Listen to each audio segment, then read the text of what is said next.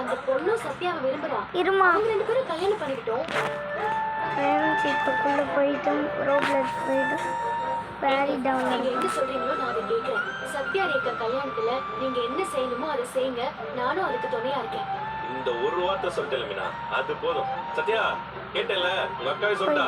மீனாக்கு புரிஞ்சு போச்சு. சீதாக்கும் அத்தைக்கு சீக்கிரமா புரியும்.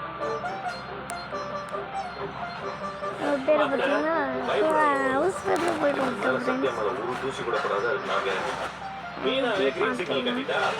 கொண்டாடி சொல்ல முதல் வேலை அவர் தான். டேய் சத்யா, கவலைப்படாதடா. உனக்கு ரேகா கல்யாணம் நடக்கும்.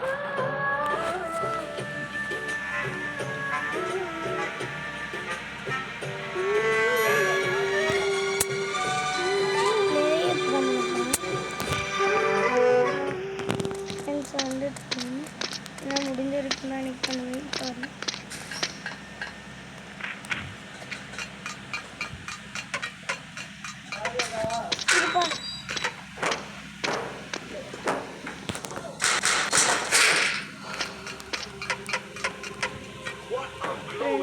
வீட்டில் எல்லாரும் முட்டிடுறாங்க. வெளியில் அவ்வளோதான் ஃப்ரெண்ட்ஸ், முடியல. நீங்களாம் போய் இருப்பா.